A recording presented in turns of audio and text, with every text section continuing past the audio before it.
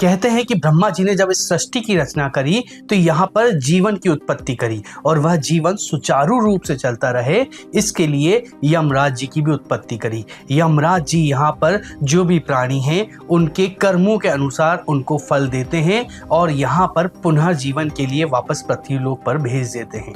लेकिन जब ब्रह्मा जी ने यमराज जी को यह कार्यभार संभाला, आप समझते हैं कि यह कार्य कितना मुश्किल है, मुझ अकेले से यह कर पाना संभव नहीं है, इसलिए आप मुझको सहायता के लिए कोई प्रदान करें। तब ब्रह्मा जी ध्यान में चले गए और सोचने लगे कि आखिरकार लोगों के कर्मों का फल का लेखा जोखा कौन लिखेगा। तब ब्रह्मा जी के चित्त से एक देवता उत्पन्न हुए। जब ब्रह्मा जी ने अपनी आंखें खोली और उनको सामने देखा तो उनसे पूछा कि आप कौन हैं। तब उन्होंने कहा कि मैं आपके चित्त से ही उत्पन्न हुआ हूँ, मैं आपका ही पुत्र हूँ। तब ब्रह्मा जी ने बोला कि आप मेरे चित्त से गुप्त रूप से उत्पन्न हुए हैं, इसलिए आप चित्रगुप्त कहलाएंगे और साथ में आप ही मेरी काया हैं, इसलिए आपके वंशज कायस्थ कहलाएंगे। तो ऐसे चित्रगुप्त भगवान या कायस्थ समाज की उत्पत्ति होती है। चित्रगुप्त भगवान के बारे में हम आपको इसलिए बता रहे हैं क्योंकि इनसे उत्पन्न कायस्थ समाज ने देश के लिए कई सारे बड़े कार्य करे हैं और जो दिवाली के बाद में दूज पड़ती है उस दिन कायस्थ समाज इन्हीं चित्रगुप्त भगवान की पूजा करता है।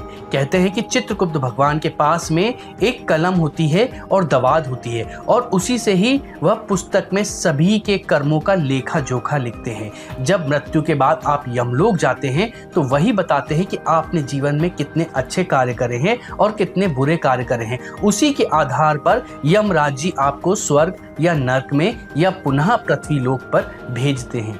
कायस्थ समाज से ही इतिहास में कई सारे महान पुरुष हुए हैं। कारकोट राजवंश से चक्रवर्ती राजा ललितादित्य, मुगल काल में देश की संपदा को बचाए रखने वाले अकबर के एक रत्न टोडरमल, महान दार्शनिक विवेकानंद जी, आजाद हिंद फौज के महान नायक सुभाष चंद्र बोस, महान स्वतंत्रता सेनानी लाला लाजपत राय, भारत के प्रधानमंत्री लाल बहादुर शास्त्री और पहले राष्ट्रपति डॉक्टर राजेंद्र प्रसाद, यह सभी कायस्थ समाज से ही थे। और इसके अलावा भी कई सारे महान लोग थे जो कि कायस्थ समाज से थे।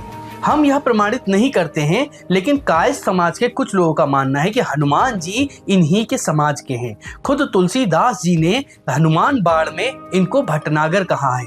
हम आपको यह भी बता देना चाहते हैं कि आपके कुल में ना जाने कितने ही महान लोग क्यों ना रहे हों, लेकिन जब तक आप खुद महान कार्य नहीं करेंगे तब तक आप अपने कुल के अभिमान को आगे नहीं बढ़ाएंगे। तो आपको खुद भी महान कार्य करना पड़ेगा। तो वीडियो में हम आगे बढ़ते हैं। पद्म पुराण के अनुसार चित्रगुप्त भगवान की 2 पत्नियां थीं और इससे इनको 12 पुत्र हुए और यह 12 पुत्रों का विवाह नाग कन्याओं से हुआ था। इसलिए नाग पंचमी के दिन भी कायस्थ लोग विशेष पूजा करते हैं। चित्रगुप्त भगवान ने अपने अलग अलग पुत्रों को अलग अलग दिशाओं में राज्य करने के लिए भेजा और वहां पर उन्होंने राज्य करा और अपने नाम से अपने कुल को स्थापित करा।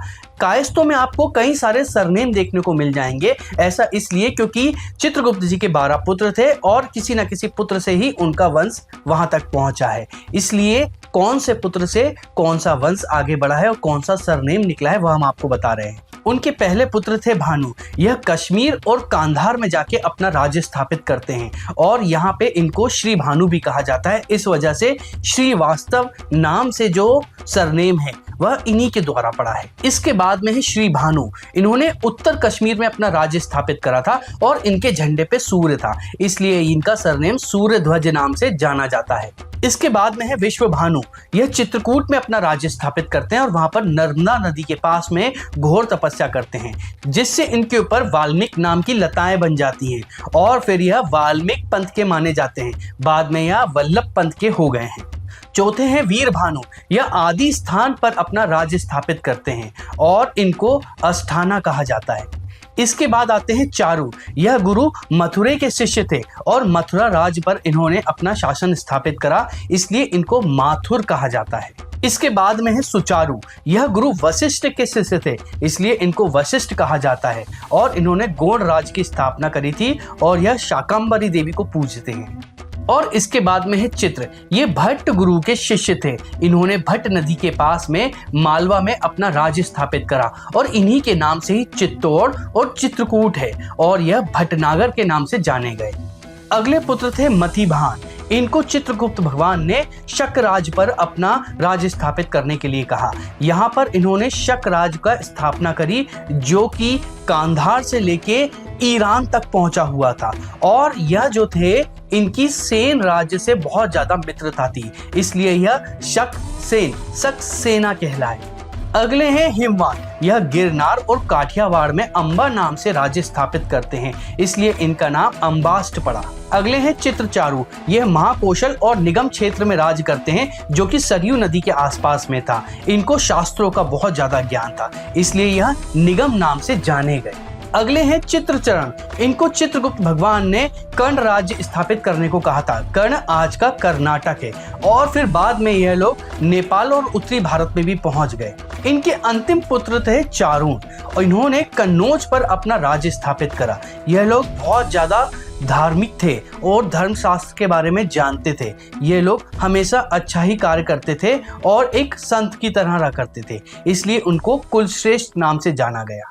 भारत में वैसे तो लगभग आपको सभी शहरों में चित्रगुप्त भगवान के मंदिर मिल जाएंगे, लेकिन कायस्थों के 4 धाम की तरह ही 4 विशेष मंदिर हैं जो कि चित्रगुप्त भगवान को समर्पित हैं। इनका एक मंदिर उज्जैन जिले के अंकपात में स्थापित है। यहाँ पर चित्रगुप्त भगवान ने तपस्या करी थी। दूसरा श्री धर्महरि, यह अयोध्या के फैजाबाद में स्थापित है। तीसरा चित्रगुप्त महाराज का बहुत ही महत्वपूर्ण मंदिर तमिलनाडु के कांजीपुरम में है और चौथा बिहार के पटना सिटी के दीवान मोहल्ले में स्थापित है।